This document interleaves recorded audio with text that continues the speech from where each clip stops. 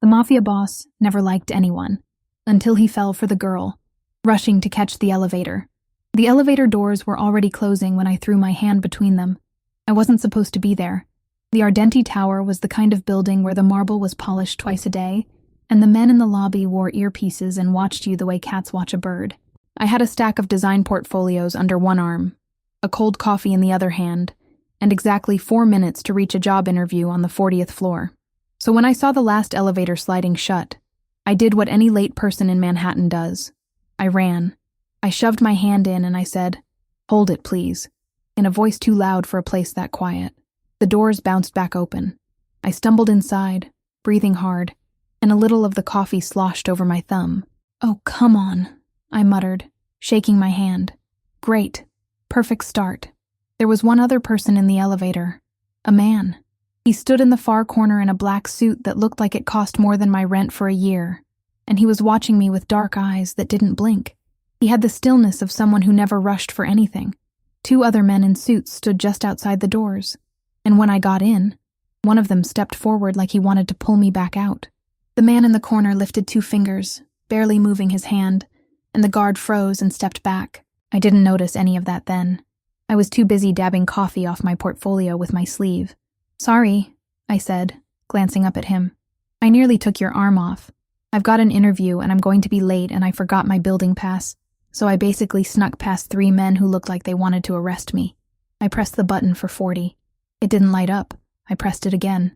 "Is this thing broken?" "It needs a key card for that floor," he said. His voice was low and even, and something about it made the back of my neck cool. "Of course it does," I laughed.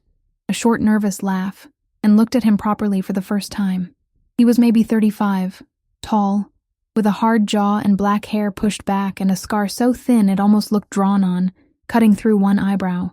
He was handsome in a way that made me want to look away, because looking too long felt dangerous. "I don't suppose you have a key card for the 40th floor. He studied me. I got the strange feeling nobody had asked this man for a small favor in a very long time. Then he reached into his jacket, pulled out a black card, and pressed it flat against the reader. The button for 40 glowed. "Thank you," I said. "You're a lifesaver. Honestly, if I get this job, you're getting the first coffee I can afford. A hot one. Not this." I raised my sad cup. The corner of his mouth moved. Not a smile, but close. "Who are you interviewing with?" "A design firm. Meridian, on 40. Interior layouts, branding, that kind of thing." The elevator climbed. My ears popped. I filled the silence because I always fill silences when I'm nervous. I know I look like I fell out of a laundry basket, but I clean up. "On paper, I'm very impressive. On paper." "You talk a lot," he said. "I've been told." I grinned at him. "You don't talk enough. It balances out." For a second, he just looked at me, and I swear something moved behind his eyes. Something surprised and a little wary, like a man who'd stepped on ground he thought was solid and found it wasn't. The doors opened on 40. I backed out, still holding his gaze because I couldn't quite stop. "Thanks again," I said. "Whoever you are." The doors slid shut on his face, and that was that. I told myself I'd never see him again. I got the job that afternoon, so I forgot about the man in the elevator entirely. I was wrong about all of it. My name is Serafina Vale. I was 23. I'd grown up in a 2-room apartment in Queens with my father until he died 2 years earlier, and I had exactly enough money to last 3 more weeks if the Meridian job hadn't come through. My father had been a quiet man who fixed watches and never talked about where he came from. He left me a box of old letters in Italian I couldn't read, and a warning I never understood. "Some doors, Sarah," he told me near the end, his hand thin in mine. "You knock on and you can't ever walk back out." I thought he was rambling from the medication. I know better now. The Meridian firm turned out to be a front, though it took me 2 weeks to feel it. The offices were beautiful and half empty. My clients were men who paid in cash for interior work on buildings that never seemed to open. My boss, a nervous woman named Greta, watched the elevators more than she watched us, and on my 9th day, the man from the elevator walked in. He wore black again. The whole office went silent the moment he stepped through the glass doors, the way a room goes quiet when the lights flicker. 2 men flanked him. Greta stood up so fast her chair rolled back and hit the wall. Everyone looked at the floor. Everyone except me. because I was too busy being surprised. "You," I said, standing up. "Elevator guy. Did you follow me to collect on that coffee?" Somebody near me made a sound like they'd swallowed wrong. Greta's face went white. But the man, he stopped, and he looked at me across the whole office, and for the first time I saw him almost smile. "Everyone out," he said, "except her." The room emptied in 10 seconds. Greta shot me a look I couldn't read, half fear and half apology, and closed the doors behind her. Then it was just me and him and the 2 guards by the wall and the city glittering 40 floors down. "Okay," I said, and my voice wasn't as steady as before. "This is where I find out you're either very important or very scary. Which is it?" "Both," he said. He walked to the window and stood with his back to the light. "My name is Vincenzo Ardenti. This is my building. This firm is mine. The men downstairs work for me. Do you understand what that means?" I looked at the empty desks, the cash clients, Greta's fear. Pieces clicked into place with a cold little sound. "It means Meridian doesn't design offices," I said slowly. "It means I've been working for the Mafia for 9 days, and I didn't notice because I was so happy to make rent." He turned. He looked almost impressed. "Most people would be begging by now. Would begging help?" "No." "Then I'll save my breath." I crossed my arms so he wouldn't see my hands shake. "Why am I still in the room, Mr. Ardenti?" He didn't answer for a long moment. He came closer, and the closer he got, the harder it was to breathe, and I hated that, and I couldn't stop it. He stopped an arm's length away. "Because for 11 days, he said quietly, "I have been trying to understand you.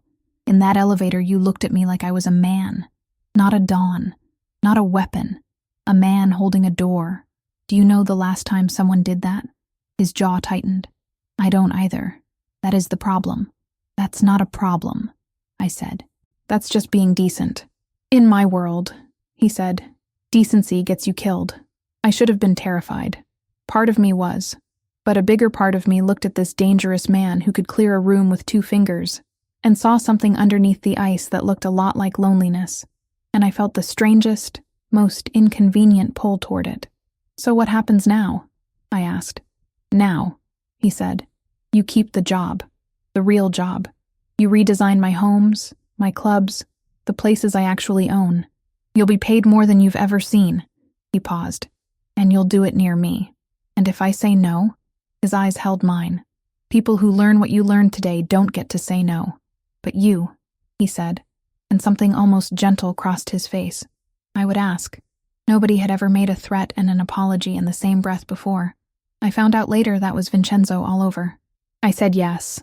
I told myself it was the money, that it was the only safe answer, that I had no choice. All of that was true. But it wasn't the whole truth, and I knew it even then. The weeks that followed pulled me deeper into a world I never knew existed under the city I'd lived in my whole life. I redesigned the sitting rooms of a mansion outside the city where men with guns nodded to me in the halls. I picked fabrics for a private club where deals were made in languages I didn't speak. And everywhere I went, Vincenzo was there, cold and quiet with everyone else, and then somehow not cold with me. He would find reasons to stand near my table while I worked. He'd send away his men and ask me, in that flat voice, what I thought of things that had nothing to do with design. A book, a painting, whether people could change. Once I caught him watching me laugh at something, and the look on his face was so open, so hungry for something he couldn't name, that I had to look away first. "You do that on purpose," I told him one night. We were in the empty club after hours. He'd poured me wine I was too nervous to drink, and was watching the ice melt in his own untouched glass. "Do what?" "Stare like you're trying to solve me. You're the first thing in years I can't solve," he said. He set the glass down. "It should make me want to send you away. It makes me want to keep you closer. That is dangerous, Serafina. For both of us." "Why for me?" He was quiet. Then, "Because I have enemies who would use anything I care about to hurt me, and I am starting to care about you. I would rather cut off my own hand than let that happen." I didn't know what to say, so I did something stupid and brave. I reached across the little table and put my hand over his. He went completely still, like a man who'd forgotten what a gentle touch felt like. He didn't pull away. Neither did I.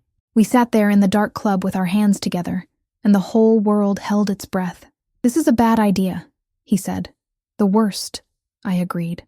My heart was pounding. He turned his hand over slowly, so our palms met. and laced his fingers through mine, and I felt that small thing hit me harder than any kiss. He didn't kiss me. He just held my hand like it was something he was afraid of breaking, and that told me more than words could. I should mention the man who wanted me dead, because he was there from the start. I just didn't see him. His name was Lev Barkov, and he ran the family that had been carving up territory with the Ardentes for a generation.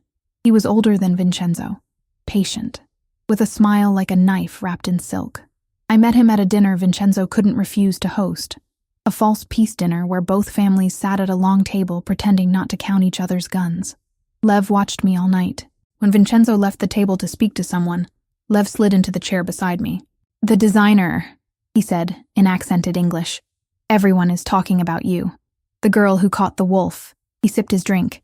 "Do you know how many people have tried to get close to Vincenzo Ardenti and failed? And here you are, a nobody from Queens. It's remarkable." "I redesign his living rooms," I said. "That's it." "Of course," he smiled. "But I'm curious, little Vale. Did he never tell you why your father left Italy?" The name landed like ice water. "You don't know anything about my father, don't I?" He leaned close, and his voice dropped so only I could hear. "Ask your dear Vincenzo about the Vale family. Ask him what his father did in Palermo 20 years ago. Ask him whose watches got fixed and whose throat got cut." He stood, smoothing his jacket. "Sleep well, Serafina." I couldn't breathe. My father's letters in Italian, the warning I never understood, the box I'd never been able to read. I looked across the room at Vincenzo, and for the first time, I felt afraid of him, in a way that had nothing to do with his guns. That night, I couldn't sleep.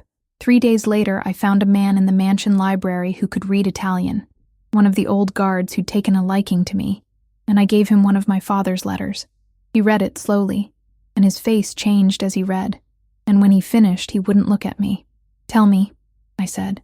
"Your father," he said quietly, "was Matteo Val. He was Ardenti's man in Palermo, the old boss's most trusted. Then one night he took a girl out of that world and ran, his daughter's mother. The old boss sent men. There was blood."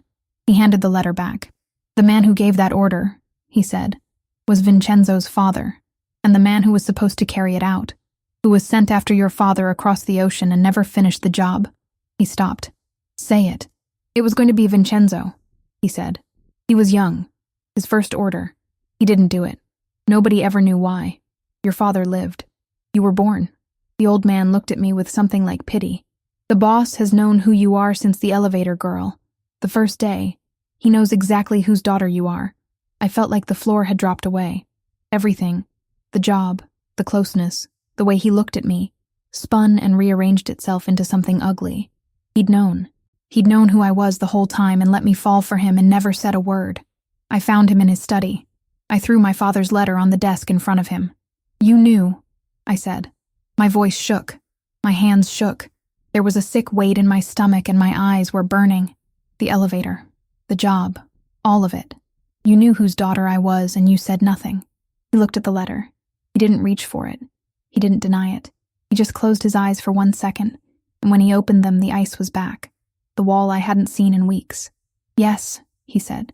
That one word broke something in me. Why? I could barely get it out. Was this some game? Finish what your father started? Get the Vale girl close and... No. He stood so fast his chair fell. It was the first time I'd ever seen him move without control. "Serafina, no. Never that." "Then why lie?" "Because I was 20 years old," he said, and his voice cracked, actually cracked. "And my father put a gun in my hand and pointed me at your family and I couldn't do it. I let your father run. I told my father he got away. I took a beating for it that I still feel when it rains. I have spent my whole life since then being exactly the man everyone needed me to be, so no one would ever see that weakness again." He came around the desk. "And then a girl ran into my elevator and spilled coffee on herself and told me I didn't talk enough, and I knew who you were, and I knew I should send you away, and I could not do it, because the one good thing I ever did in my life was let your family live, and there you were." I was crying. I hated that I was crying. "You still lied." "I did." He stopped in front of me. "Because I knew that the moment you learned the truth, you'd look at me the way you're looking at me now. And I wasn't ready to lose the only person who ever made me feel like a man instead of a monster." His hand lifted like he wanted to touch my face, then fell. "I'm not asking you to forgive me. I'm telling you it was real. Every second of it was real. I didn't forgive him. Not then. I walked out. I went back to my little apartment in Queens for the first time in weeks, and I sat on my floor, and I read every one of my father's letters with a translation app, one word at a time, and I cried for my father and for the girl in the elevator who didn't know anything. And somewhere in the middle of the night I understood something. My father had run for love. He'd walked out of a door that was supposed to be one way, and he'd lived, because one 20-year-old boy chose mercy over an order. I owed my whole life to the mercy of the man I was so angry at. That didn't fix it, but it cracked the door open.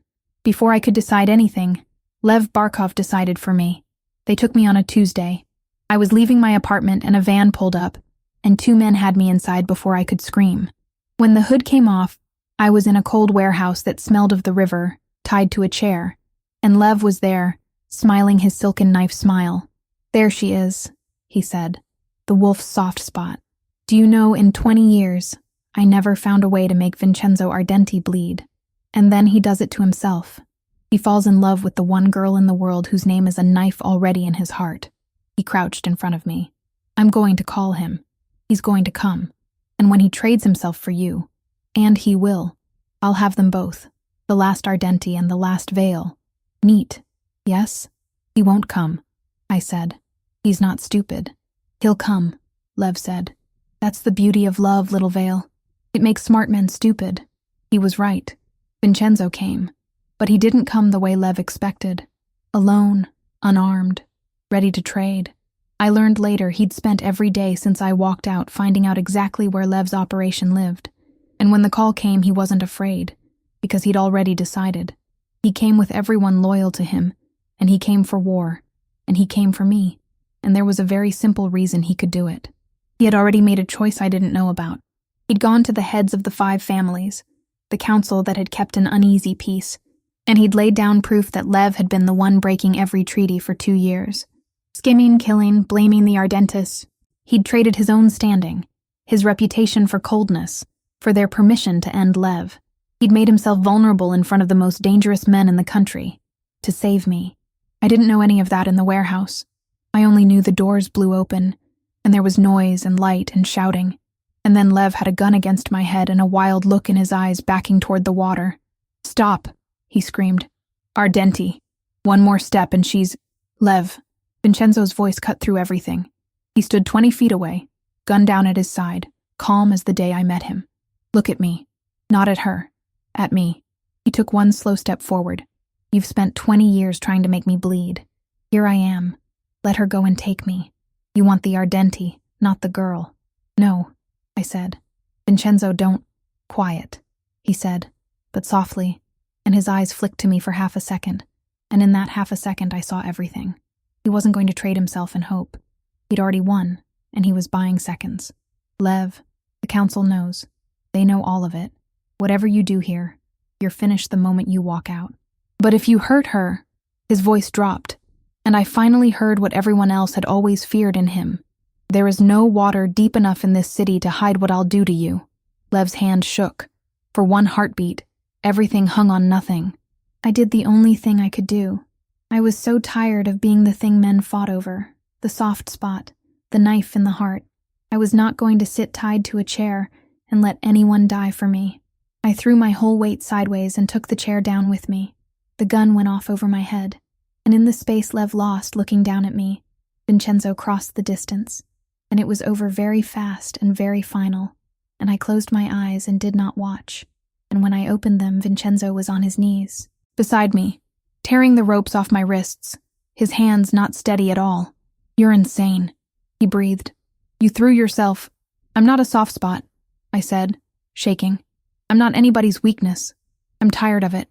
He pulled me against his chest right there on the filthy floor, and I felt him breathe like a man who'd forgotten how, and he held me so tightly it almost hurt. And I let him, because I needed it as much as he did. Lev was finished. The council had their proof, and a Barkov who broke every treaty had no friends left to avenge him. The war that had shadowed both our families for 20 years ended that night in a warehouse by the river, not with more blood spilling out endlessly, but with a door finally closing. Vincenzo made sure of it. He spent the following weeks making the peace real, sitting across from the same 5 families who could have destroyed him, And he did it without pretending to be anything he wasn't. The cold man let them see he'd risked everything for a woman, and instead of eating him alive, it made them trust him, because a man with something to protect is a man who wants peace. He drove me home himself that night, not to Queens, to the mansion, and I didn't argue, and that told both of us something. The reconciliation wasn't a single moment. It took time, and it should have. I made him earn it. I made him tell me everything. Palermo, my father, the beating in the rain, the 20 years of being a monster because it was safer than being a man. He told me all of it, in the dark, and I held his hand the way he'd once held mine, afraid to break something. I lied to you, he said again one night, and I would understand if that's the thing you can't forgive. It's not the lie, I said. It's that you decided for me. You decided I couldn't handle the truth. Never do that again.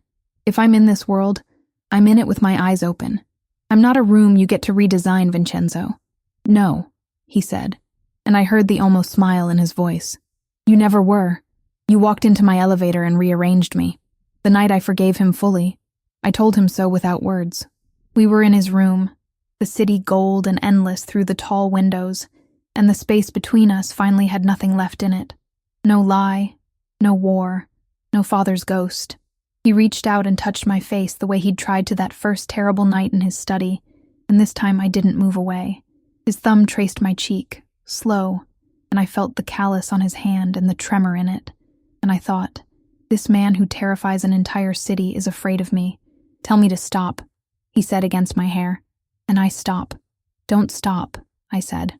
He kissed me then, finally, and it wasn't the kiss of a cold man. It was slow and careful, and then not careful at all, and I felt every wall he'd ever built come down at once. His hands framed my face like I was something holy, then slid to my waist and pulled me against him, and I forgot how to breathe. I'd spent weeks thinking I understood the pull between us. I understood nothing. This was gravity. I pressed my palm flat against his chest and felt his heart going as fast as mine, and it made me feel powerful that I could do this to him, undo him like this. He murmured something in Italian against my throat, low and wrecked, and then translated it in a whisper. Always you. And I felt it land somewhere deep. His hands were sure and slow, mine less sure, both of us learning. The city glittered, and I stopped seeing it. There was only the warmth of him, the weight, the way he said my name like a prayer he'd never learned until now. You're the only thing, he breathed, forehead against mine, I have ever been afraid to lose. The only thing I never wanted to destroy. I understood then, in his arms, what it meant to be chosen by a man who chose nothing, who let nothing in. I wasn't his weakness. I was the one wall he'd ever willingly let fall. And falling, I found, wasn't the same as breaking. Afterward, we lay tangled in the dark, and I traced the thin scar through his eyebrow and asked how he got it, and he told me, and it wasn't a story about power at all. It was about a horse he'd loved as a boy, before any of this. I laughed, and he looked so offended that I laughed harder, and he pulled me closer and I felt him smile against my hair. A real one. The first one all the way through. You know, I said, when you got in that elevator, if you told me you were a terrifying crime boss, I'd have jumped out. That's exactly why I let you talk, he said. It was the best 3 minutes of my life. You told me I didn't talk enough and offered me a coffee you couldn't afford. I still owe you that coffee. Serafina, he said, and I heard the smile and the whole rest of my life in it. You can owe me coffee forever. We married in the spring, in the garden of the mansion outside the city, and the 5 families sat in the same rows without a single hidden gun, because the war was over and everyone knew it. My father's letters sat framed in our home now, translated at last, and I understood the warning he'd given me at the end. Some doors you knock on and can't walk back out of. He was right. I'd walked into an elevator and never walked back out of that world. But he was wrong about one thing. He thought that was a curse. It wasn't. It was where my whole life had been waiting. Vincenzo changed in ways only I could see. He was still the most dangerous man in the city. I never fooled myself about that, and I never asked him to be someone he wasn't. But the coldness had somewhere to go now. He came home. He laughed quietly, when it was just us. He held my hand in front of every hard man who'd once feared to meet his eyes, and not one of them said a word, because that was my place now, and I wasn't going anywhere. A year later, I stood at the tall windows with our daughter asleep against my chest, watching the city glitter 40 floors down, the same city I'd run through late and broke and terrified. Vincenzo came up behind me and wrapped his arms around us both, his chin on my hair, and we stood there in the quiet. The city was still dangerous out there. It always would be. But inside those arms, for the first time in my life, I didn't need to protect myself from anything. My father had been afraid of the door he couldn't walk back out of. I stood on the other side of mine and felt only the warmth of the man who'd held it open, and the small weight of the future breathing against my heart, and I knew I was exactly where I was always meant to be. The silence in that house didn't scare me anymore. It was just the sound of our peace, and I had earned every bit of it.